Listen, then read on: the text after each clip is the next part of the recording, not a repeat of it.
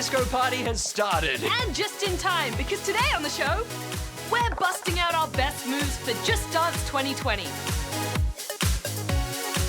Plus, there's no time to sit down. It's Mario and Sonic at the Olympic Games Tokyo 2020. Woohoo! Hey DJ, turn it up! Well, how about a laser light show?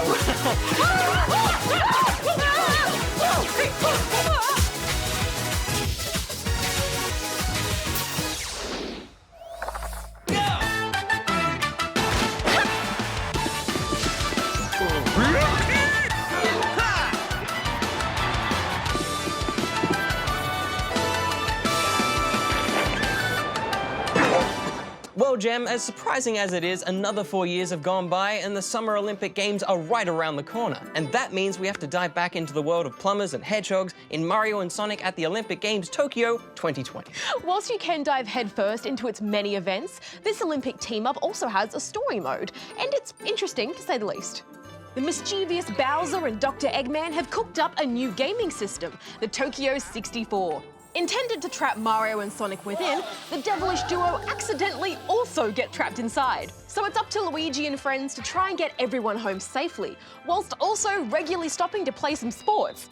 I know no one plays these games for the story, but this is definitely one of the weaker Mario-verse tales. Yeah, it still has the trademark weirdness, but without the playful charm of something like Mario Rabbids.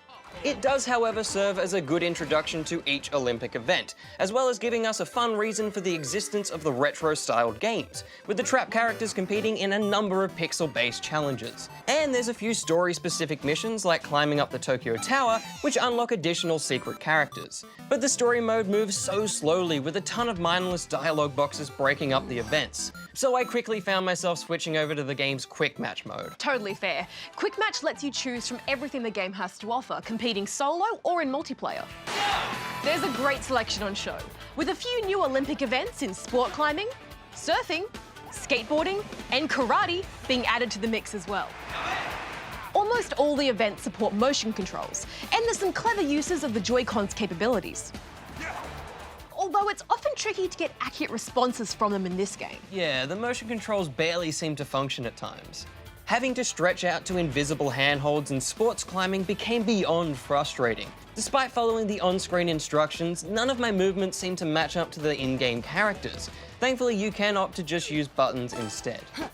But I will say some of the button combinations in certain events do take some time to get used to, so for a party game, it's not the easiest to jump into. Look, take our advice, it's always best to read the control breakdowns before playing. Now, on top of the standard sports, there's also Dream Sports. These feel almost Mario Party-like, basically taking a normal sport and running into madness with it.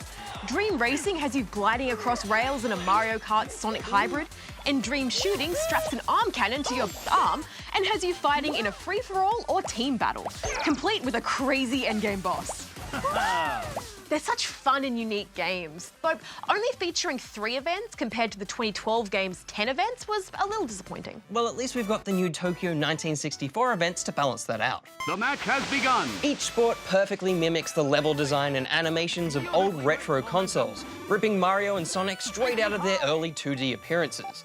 Whilst only a small selection, there's a great variety of sports here, from hurdles to kayaking, and the controls are super simple, taking us back to the easier button-mashing days of yesteryear. What a move! It's a pretty awesome novelty to have alongside the main game, and with 30 sports to choose from, did you have any favourites, Jem? Ooh, I'm gonna go with karate. It's one of the many events that seems simple on the surface, but actually has quite a lot of precision timing to learn and master. Unfortunately, not all of the sports seem to match that same level of polish and depth.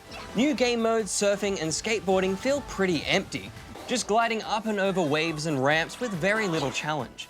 And the equestrian events never really feel like you're in control, which I guess is logical. You're not technically the horse. There is also online play. Kickoff! But in our limited time with it, there was plenty of lag within events. And even when a game runs smoothly, you'll need to make the big call of playing that same event again, or jumping out, changing events, and sitting patiently in the lobby, as there's currently no way to build an event playlist. it's all a bit of a bumpy experience. There's actually quite a lot of trial and error in your first few rounds of any event, but once you break past that barrier and probably turn off motion controls, there's a lot of fun to be had here. So I'm giving Mario and Sonic at the Olympic Games Tokyo 2020 3.5 out of 5 rubber chickens. Whilst I would have liked a little bit more out of the game's awkward story mode, the new and updated game modes are pretty cool, and with the nostalgic bonus of the Tokyo 64 arcade machine, I'm giving it 3.5 as well. Mario and Sonic at the Olympic Games Tokyo 2020. Okay, I'm making a rule right now that games cannot be longer than 3 words max. Well, you've clearly not heard of Cthulhu Saves the World Super Hyper Enhanced Championship Edition Alpha Diamond Deluxe plus Alpha Fez HD Premium Enhanced Game of the Year Collector's Edition. I don't like it. It's real. It's actually real. Good spawning, Australia! It's time for the scoop with me, Darren! Please welcome my guest this week, everyone's favorite follicular chameleon, Gem!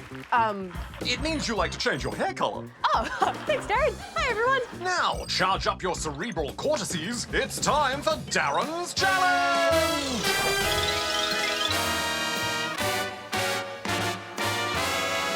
In Team Sonic Racing's Adventure Mode, who invites Team Sonic to compete in the Grand Prix? I hint that it's not Eggman, but looks a little, shall we say, Eggman-esque. Answer at the end of the scoop. Now, sadly, I have some terrible news to report. Sony has announced that SingStar servers will be shut down next year. After January 31st, 2020, players will no longer be able to purchase songs or use online features. I think you'll agree this is both a tragedy and a travesty. It's okay, Darren. Offline features will still be available. Oh, it's just not the same. I think a moment of reflection is in order for our beloved SingStar. See that girl, watch that scene, dig in the dancing queen. Oh, there, Darren. Let's have some more gaming news. That'll cheer you up. Pull yourself together, Tasman. Moving on, and a new trailer for the Sonic the Hedgehog movie has revealed Sonic's redesign. After much backlash against the original, quite terrifying character design, this new version seems to capture a closer likeness of the Sonic we know. It's amazing how just changing the shape of Sonic's eyes seems to add so much more expression to his face. And fans certainly seem much happier with this new Sonic. They do. Now to news of the new Pokemon Sword and Shield online battle competition. The Galar Beginnings competition invites Pokemon trainers to compete with others across the globe, using Pokemon from the new Sword and Shield titles. The competition runs from the 6th to the 8th of December.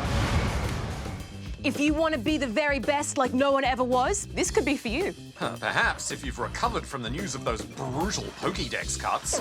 Oh, what's that, Boatmeal? Oh, affirmative! He says he's just glad that Growlithe and Arcanine made the cut. And now for the extra scoop! What have you got, Gem? You'll be pleased to know, Darren, it's a musical one this week. If I see stuff, I tell. A channel called K10 Music has created a video tribute to everyone's favourite feathered pest, the untitled Goose Game Goose. I am a goose. Catchy. It reminds me of early 2000s era pop punk anthems. And now it's time for the answer to Darren's Challenge! In Team Sonic Racing, it is the character Dodon Parr who invites Team Sonic to race, using his super scientific range of advanced vehicles. Oh yes, not just science, but super science, whatever that is. Now that's all the time we have to scoop this week. Until next time, good night, Australia. I'm so sorry about the SingStar news, Darren. I know how you love to sing. I do. I guess I'll just have to find another outlet for my superb vocal talent and stage presence. Guess you will. I'll think of something.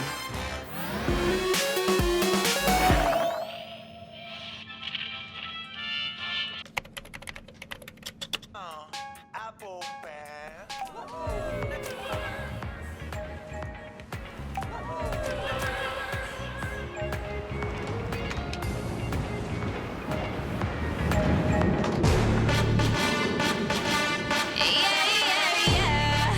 Black pink in your area.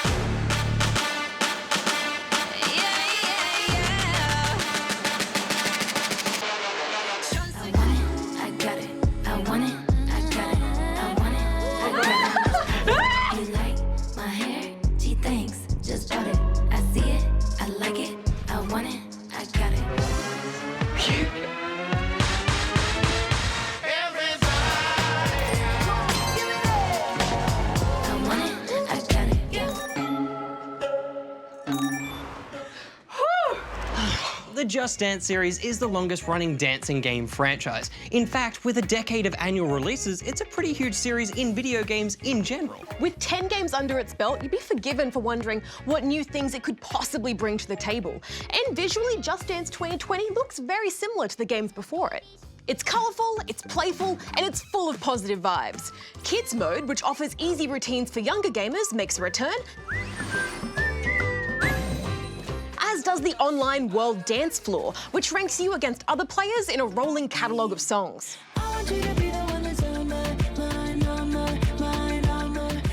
And like previous years, 2020 includes a 1-month Just Dance Unlimited subscription. There's also the new All-Star mode, which is sort of like a campaign. Here you play through 10 planets, each of which has one song from a previous year of Just Dance. Playing them unlocks a new exclusive song. I would have liked a better reward than just one single song, but it was still cool to reminisce about past games. It kind of reminded me of Dance Central 3, where you did iconic dances from different decades. Yeah, and it really puts into perspective how far the series has come. As you progress, dances become more interesting and varied. I liked seeing how the series has grown.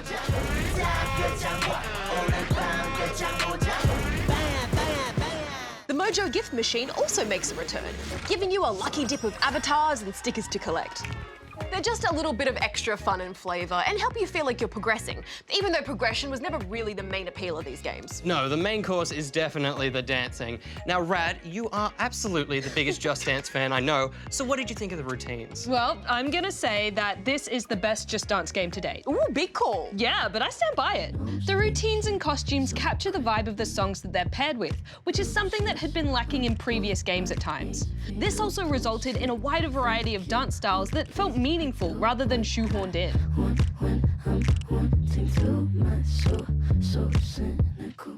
It really makes the experience feel richer, and the routines strike that good balance of complex and achievable. I still feel like a baby giraffe sometimes, just limbs going everywhere. Coordination. What's that? Moves don't tend to repeat themselves as often as previous years, and they feel quicker. Gone are the days of mostly arm movements. These dances use your whole body and a decent amount of coordination.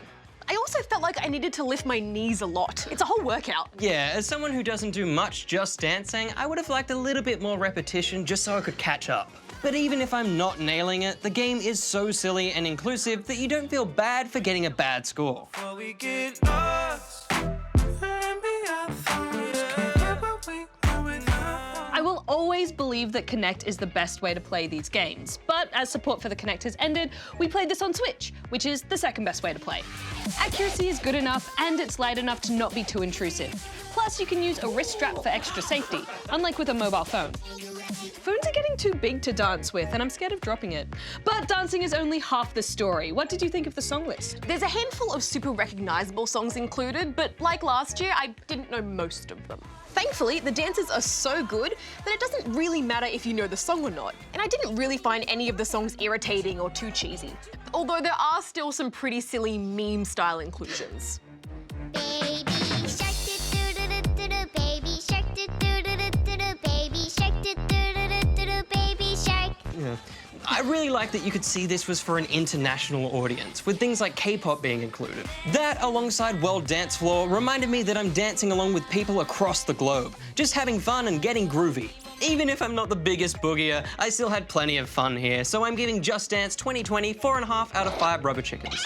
As per usual, changes to the game are relatively small, but that doesn't mean that they don't make a difference. This game had me excited about a 10-year-old franchise, with refined routines and great themes.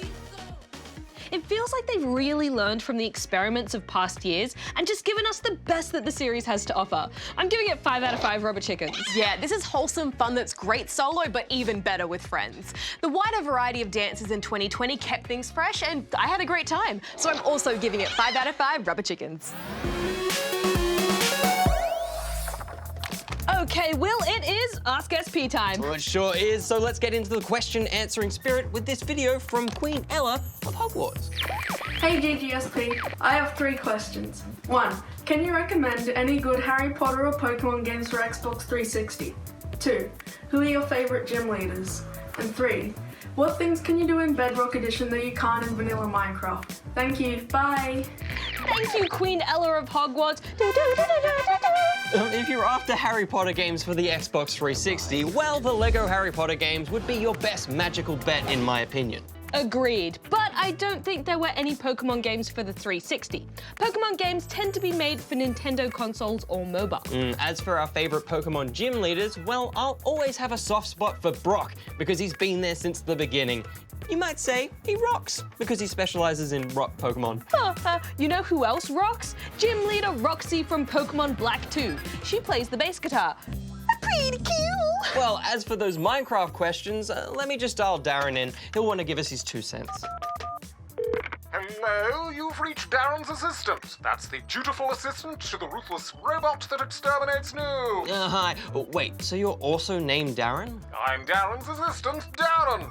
Affirmative. That's confusing. Yeah, very confusing. Anyway, could we speak to Darren, please? Darren? I'll put you through.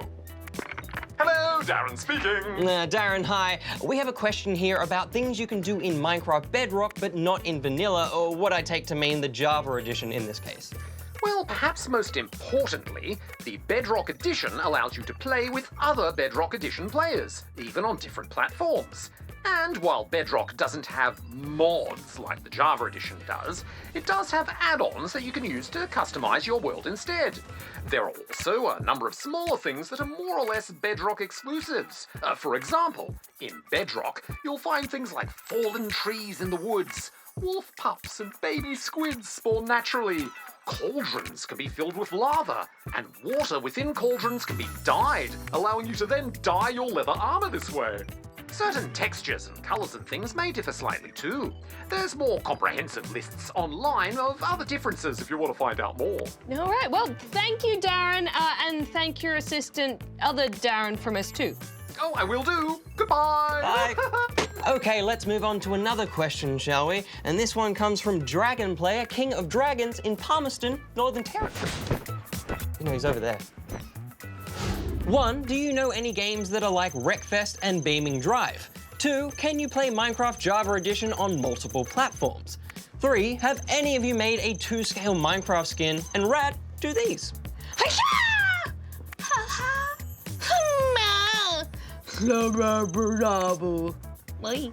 Thanks, Dragon Player, King of Dragons.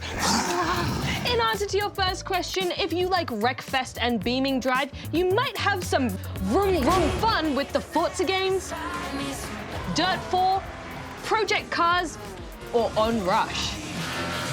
As for whether you can play Minecraft Java Edition on multiple platforms, well, as long as it's a platform that supports the Java Edition, like a PC or a Mac, then yes you can.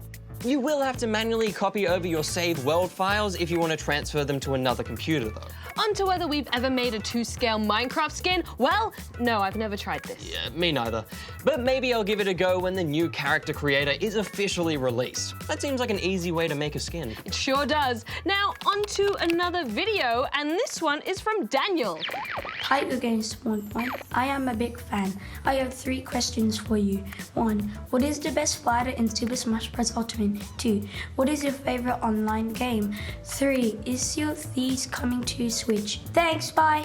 Thanks, Daniel. In answer to your first question about the best fighter in Super Smash Bros. Ultimate, well, I think it's hard to determine one ultimate best fighter. It really comes down to your personal preference and how you like to play. I totally agree. Balancing up the attacks, defense, speed, and recovery stats of each character may factor into your choice, but sometimes it also just comes down to how you respond to a fighter and best utilize their features. So while Kirby is my personal main because I love his floaty jump, the best fighter in my opinion is the one that works best for you. Yeah, now to our favorite online game. I quite like the online multiplayer of Splatoon 2.